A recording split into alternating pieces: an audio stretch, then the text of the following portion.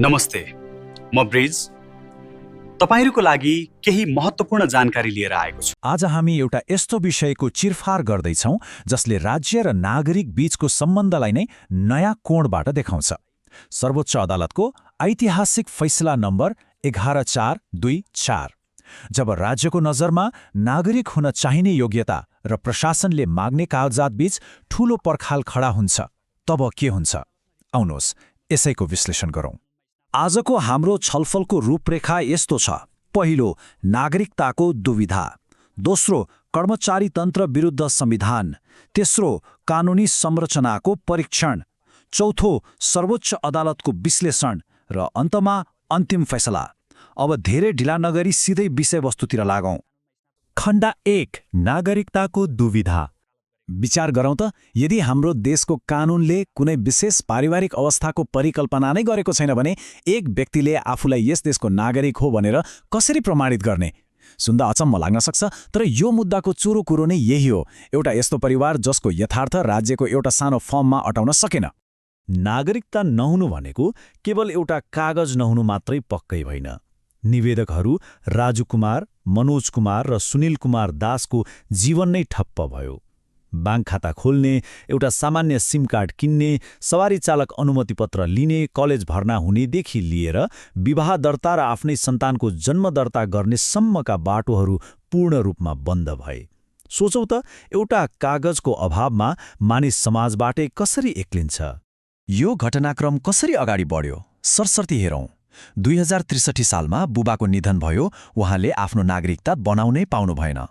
त्यसको एक वर्षपछि 2064मा आमाले जन्मको आधारमा नागरिकता पाउनुभयो।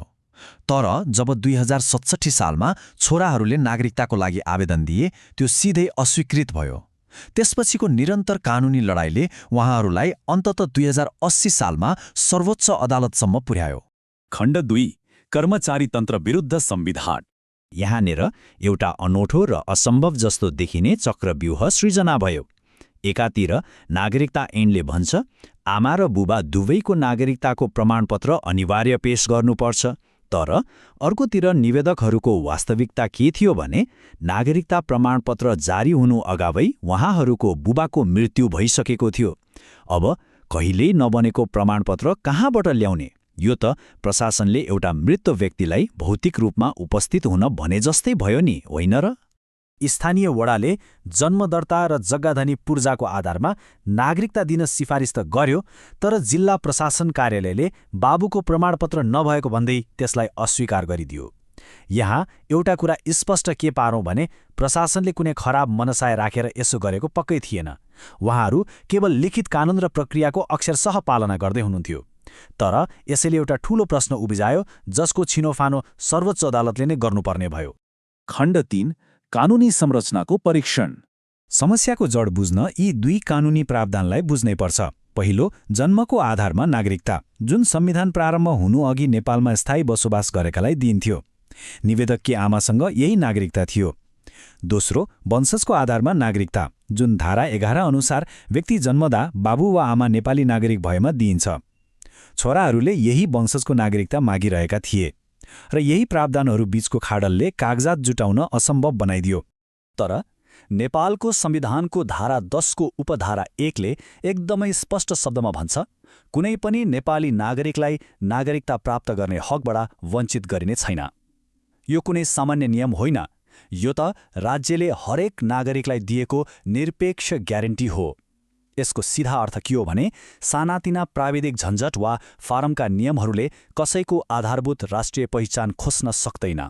एकातिर संविधानको यस्तो शक्तिशाली ग्यारेन्टी छ, तर अर्कोतिर नेपाल नागरिकता ऐन 2063 र नियमावलीका कठोर प्रशासनिक नियमहरू छन्। जस्तै प्रमुख जिल्ला अधिकारीलाई निवेदन दिनुपर्ने, अनुसूची 1 फारम अनिवार्य भर्नुपर्ने, आमा र बुबा दुवैको नागरिकताको प्रतिलिपि बुझाउनुपर्ने र वडाको आधिकारिक सिफारिस ल्याउनुपर्ने। यी तल्ला कानुनहरूले बुबाको कागजात बन्नुअघि नै मृत्यु हुन सक्छ भन्ने एकदमै यथार्थपरक सम्भावनालाई सोच्नै सकेनन्। खण्ड 4, सर्वोच्च अदालतको विश्लेषण। अब हामी यस विश्लेषणको सबैभन्दा महत्त्वपूर्ण बिन्दुमा आइपुगेका छौं। कि एउटा कठोर प्रशासकीय नियमले देशको सर्वोच्च कानुन अर्थात् संविधानले दिएको हकलाई खारेज गर्न सक्छ? सर्वोच्च अदालतका सम्माननीय न्यायाधीशहरूले यही गम्भीर प्रश्नको उत्तर खोज्नुपर्ने थियो। के विधायिकाले कुनै अवस्थाको कल्पना गर्न सकेन भन्दैमा नागरिकको अधिकार नै निलम्बन गर्न मिल्छ त? यसको सटिक जवाफ सर्वोच्च अदालतको फैसला 11424 को प्रकरण 8 ले दिएको छ। फैसलामा भनिएको छ, संविधान बमोजिम नागरिकता प्राप्त गर्न योग्यता पुगेका व्यक्तिलाई ऐन नियमावलीले समेट्न नसकेको वा सो अवस्थाको विधायिकाले परिकल्पना नगरेको कुरालाई मात्र आधार बनाई नागरिकता प्राप्त गर्ने संवैधानिक हकबाट वञ्चित गर्न नमिल्ने। सरल भाषामा भन्नुपर्दा कानून बनाउनेहरूको दूरदर्शिताको अभावभन्दा संविधानको सर्वोच्चता सधैँ माथि हुन्छ। यहाँनिर अदालतले एउटा निकै गहिरो र महत्त्वपूर्ण भिन्नता छुट्याएको छ, जुन साँच्चै नै रोचक छ। योग्यता पुगेको नागरिक हुनु र हातमा भौतिक नागरिकता प्रमाणपत्र हुनु एउटै कुरा होइन। जब कसैले संविधानले तोकेको योग्यता पूरा गर्छ, ऊ त्यही क्षणदेखि नागरिक हुन्छ, उसको हातमा त्यो कार्ड पर्नुभन्दा धेरै अघि नै। त्यसैले बाबुको हातमा नागरिकताको कार्ड थिएन भन्दैमा उहाँ नागरिक नै होइन भन्न मिल्दैन र उहाँका सन्तानको अधिकार पनि खोज्न मिल्दैन। असम्भव कागजात मागेर नागरिकलाई दुःख दिनुको साटो अदालतले निकै तार्किक बाटो समात्यो। वैकल्पिक प्रमाणहरूलाई सहजै स्वीकार गरियो, जस्तै आमाको प्रमाणित नागरिकता, बुवाको आधिकारिक मृत्यु दर्ता, निवेदकहरूको जन्म दर्ता र परिवारको नाममा रहेको जग्गाधनी पूर्जा। यी सबै कागजातहरूले बुवाको पहिचान मात्र खुलाएनन्, त्यस समाजमा उहाँहरूको परिवारको गहिरो जरा रहेको कुरालाई पनि स्पष्ट रूपमा प्रमाणित गरे। खण्ड 5 अन्तिम फैसला। र अन्ततः सर्वोच्च अदालतले परमादेश जारी गर्यो। अदालतले स्पष्ट रूपमा प्रशासनिक प्रक्रियागत त्रुटिभन्दा माथि संवैधानिक योग्यतालाई राख्यो। बाबुको पहिचान खुलाउन राज्यका अन्य वैकल्पिक प्रमाणहरूलाई कानुनी मान्यता दियो। र सबैभन्दा महत्त्वपूर्ण कुरा, यसले गृह मन्त्रालय र जिल्ला प्रशासन कार्यालयलाई निवेदकहरूलाई तत्काल वंशजको आधारमा नागरिकता जारी गर्न कडा निर्देशन दियो। राज्य संयन्त्रलाई आफ्नो प्रशासनिक खाडल पूर्ण यो एउटा बाध्यकारी आदेश थियो।